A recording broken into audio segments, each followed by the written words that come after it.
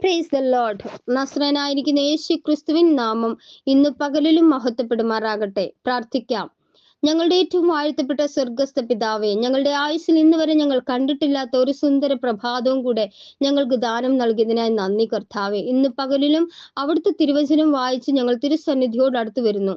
ഈ പ്രവചനത്തിന്റെ വാക്കുകളെ വായിച്ച് കേൾപ്പിക്കുന്നവനും കേൾക്കുന്നവരും ഇതിൽ എഴുതിയിരിക്കുന്നത് പ്രമാണിക്കുന്നവരും ഭാഗ്യവാന്മാർ എന്ന തിരുവഴുത്തിൻ പ്രകാരം ഇന്ന് ഈ ശുശ്രൂഷ അനുഭവിക്കുന്ന എല്ലാ സഹോദരങ്ങളെയും തൃക്കരങ്ങളിൽ താഴ്ത്തി തന്ന പിതാവിന്റെയും പുത്രന്റെയും പരിശുദ്ധാത്മാവിന്റെ നാമത്തിൽ അടിയൻ അനുഗ്രഹിച്ചു പ്രാർത്ഥിക്കുന്നു.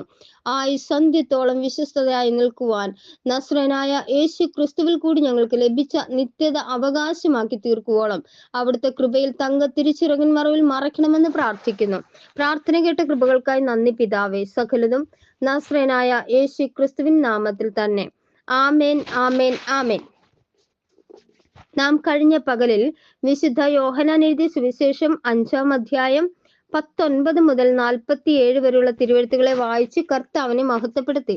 ഇന്ന് പകലിൽ വിശുദ്ധ യോഹന്നാൻ എഴുതിയ സുവിശേഷം 6-ാം അധ്യായം 1 മുതൽ 40 വരെയുള്ള തിരുവെഴുത്തുകളെ വായിച്ച് കർത്താവിനെ മഹത്വപ്പെടുത്താം. The gospel according to John chapter 6 verses 1 to 40. അനന്തരം യേശു തിബരിയാസ് എന്ന ഗലീല കടലിന്റെ അക്കരയ്ക്ക് പോയി. അവൻ രോഗികളിൽ ചെയ്യുന്ന അടയാളങ്ങളെ കണ്ടിട്ട് ഒരു വലിയ പുരുഷാരം അവന്റെ പിന്നാലെ ചെന്നു. യേശു മലയിൽ കയറി ശിഷ്യന്മാരോട് കൂടെ അവിടെ ഇരുന്നു. യഹൂദന്മാരുടെ പെസഹ പെരുന്നാൾ അടുത്തിരുന്നു. യേശു വലിയൊരു പുരുഷാരം തന്റെ അടുക്കൽ വരുന്നത് കണ്ടിട്ട് ഫിലിപ്പോസിനോട്, ഇവർക്ക് തിന്നുവാൻ നാം എവിടെ നിന്ന് അപ്പം വാങ്ങും എന്ന് ചോദിച്ചു. ഇത് അവനെ പരീക്ഷിപ്പാൻ അത്ര ചോദിച്ചത്. താൻ എന്ത് ചെയ്യുവാൻ പോകുന്നു എന്ന് താൻ അറിഞ്ഞിരുന്നു.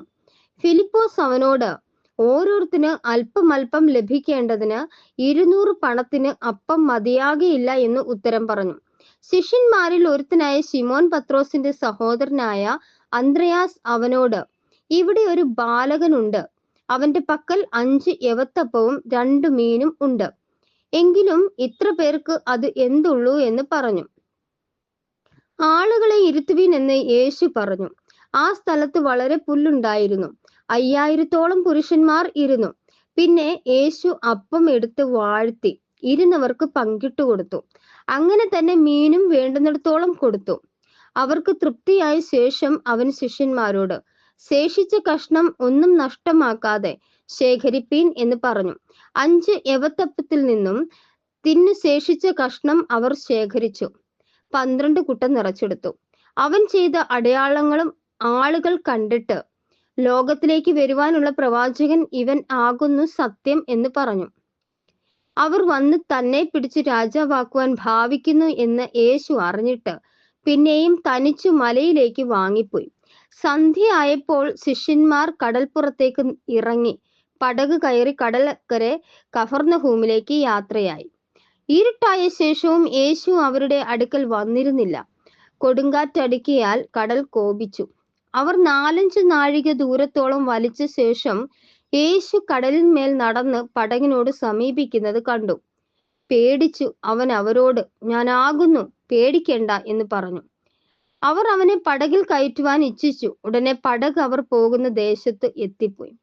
പിറ്റേന്നാൾ കടൽക്കരെ നിന്ന പുരുഷാരം ഒരു പടകല്ലാതെ അവിടെ വേറെ ഇല്ലായിരുന്നുവെന്നും യേശു ശിഷ്യന്മാരോട് കൂടെ പടകിൽ കയറാതെ ശിഷ്യന്മാർ മാത്രം പോയിരുന്നു എന്നും ഗ്രഹിച്ചു.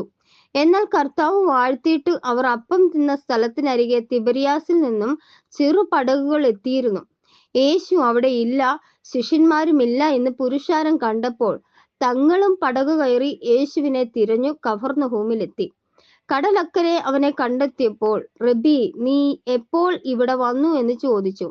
അതിന് യേശു, ആമേൻ, ആമേൻ, ഞാൻ നിങ്ങളോട് പറയുന്നു, നിങ്ങൾ അടയാളം കണ്ടതുകൊണ്ടല്ല, അപ്പം തിന്ന് തൃപ്തരായതുകൊണ്ടത്രേ എന്നെ അന്വേഷിക്കുന്നത്. നശിച്ചു പോകുന്ന ആഹാരത്തിനായിട്ടല്ല, നിത്യജീവങ്കിലേക്ക് നിലനിൽക്കുന്ന ആഹാരത്തിനായിട്ട് തന്നെ പ്രവർത്തിപ്പീൻ. അത് മനുഷ്യപുത്രൻ നിങ്ങൾക്ക് തരും. അവനെ പിതാവായ ദൈവം മുദ്രയിട്ടിരിക്കുന്നു എന്നുത്തരം പറഞ്ഞു. അവർ അവനോട്, ദൈവത്തിന് പ്രസാദമുള്ള പ്രവർത്തികളെ പ്രവർത്തിക്കേണ്ടതിന് ഞങ്ങൾ എന്തു ചെയ്യണം എന്ന് ചോദിച്ചു. യേശു അവരോട്, ദൈവത്തിന് പ്രസാദമുള്ള പ്രവൃത്തി അവൻ അയച്ചവനിൽ നിങ്ങൾ വിശ്വസിക്കുന്നതത്രേ എന്നുത്തരം പറഞ്ഞു. ഇവർ അവനോട്, ഞങ്ങൾ കണ്ട് നിന്നെ വിശ്വസിക്കേണ്ടതിന് നീ എന്ത് അടയാളം ചെയ്യുന്നു, എന്ത് പ്രവർത്തിക്കുന്നു? നമ്മുടെ പിതാക്കന്മാർ മരുഭൂമിയിൽ മന്ന തിന്നു, അവർക്ക് തിന്നുവാൻ സ്വർഗത്തിൽ നിന്ന് അപ്പം കൊടുത്തു എന്ന് എഴുതിയിരിക്കുന്നുവല്ലോ എന്ന് പറഞ്ഞു. യേശു അവരോട്, ആമേൻ ആമേൻ ഞാൻ നിങ്ങളോട് പറയുന്നു, സ്വർഗത്തിൽ നിന്നുള്ള അപ്പം മോശയല്ല നിങ്ങൾക്ക് തന്നത്, എന്റെ പിതാവ് അത്രേ. സ്വർഗത്തിൽ നിന്നുള്ള സാക്ഷാൽ അപ്പം നിങ്ങൾക്ക് തരുന്നത് ദൈവത്തിന്റെ അപ്പമോ സ്വർഗത്തിൽ നിന്ന് ഇറങ്ങി വന്നു ലോകത്തിന് ജീവനെ കൊടുക്കുന്നതാകുന്നു എന്ന് പറഞ്ഞു. ആ യേശു അവരോട് പറഞ്ഞത്, ഞാൻ ജീവന്റെ അപ്പമാകുന്നു. എന്റെ അടുക്കൽ വരുന്നവന് വിശക്കുകയില്ല, എന്നിൽ വിശ്വസിക്കുന്നവൻ ഒരു നാളും ദാഹിക്കുകയുമില്ല. എന്നാൽ നിങ്ങൾ എന്നെ കണ്ടിട്ടും വിശ്വസിക്കുന്നില്ല എന്ന് ഞാൻ നിങ്ങളോട് പറഞ്ഞുവല്ലോ. പിതാവ് എനിക്ക് തരുന്നതൊക്കെയും എന്റെ അടുക്കൽ വരും. എന്റെ അടുക്കൽ വരുന്നവനെ ഞാൻ ഒരു നാളും തള്ളിക്കളയുകയില്ല. ഞാൻ എന്റെ ഇഷ്ടമല്ല, എന്നെ അയച്ചവന്റെ ഇഷ്ടം അത്രേ ചെയ്യുവാൻ സ്വർഗത്തിൽ നിന്ന് ഇറങ്ങി വന്നിരിക്കുന്നത്. അവൻ എനിക്ക് തന്നതിലൊന്നും ഞാൻ കളയാതെ എല്ലാം ഒടുക്കത്തെ നാളിൽ ഉയർത്തെഴുന്നേൽപ്പിക്കണമെന്നാകുന്നു എന്നെ അയച്ചവന്റെ ഇഷ്ടം. പുത്രനെ നോക്കിക്കൊണ്ട് അവനിൽ വിശ്വസിക്കുന്ന ഏവനും നിത്യജീവൻ ഉണ്ടാകണമെന്നാകുന്നു എന്റെ പിതാവിന്റെ ഇഷ്ടം. ഞാൻ അവനെ ഒടുക്കത്തെ നാളിൽ ഉയർത്തെഴുന്നേൽപ്പിക്കും. ആമേൻ ആമേൻ ആമേൻ. ഞങ്ങളുടെ ഏറ്റവും വാഴ്ത്തപ്പെട്ട സ്വർഗസ്ഥ പിതാവേ, അനുഗ്രഹിക്കപ്പെട്ട തിരുവചനങ്ങൾക്കായി നന്ദി കർത്താവേ. ഇന്ന് പകലിലും ഈ ശുശ്രൂഷ അനുഭവിച്ച എല്ലാ സഹോദരങ്ങളെയും തൃക്കരങ്ങളിൽ താഴ്ത്തി തന്ന് അനുഗ്രഹിച്ച് പ്രാർത്ഥിക്കുന്നു. അവിടുന്ന് ആയുസന്ത്യത്തോളം വിശ്വസ്തരായി നിലകൊള്ളുവാൻ നസ്രേനായ യേശു ക്രിസ്തുവിൽ കൂടി ഞങ്ങൾക്ക് ലഭിച്ച നിത്യത അവകാശമാക്കി തീർക്കോളം എല്ലാവരെയും തങ്കത്തിരുചിറകിൻമറയിൽ മറയ്ക്കണമെന്ന് പ്രാർത്ഥിക്കുന്നു. പ്രാർത്ഥന കേട്ട കൃപകൾക്കായി നന്ദി പിതാവേ. സകലതും നസ്രേനായ യേശു ക്രിസ്തുവിൻ നാമത്തിൽ ചോദിക്കുന്നു പിതാവേ. ദയമൂലം കേട്ട് ഉത്തരമറുമാറാവണം സ്വർഗസ്ഥ പിതാവേ. ആമേൻ ആമേൻ ആമേൻ. Thank you, Lord Jesus Christ of Nazareth. God bless you all.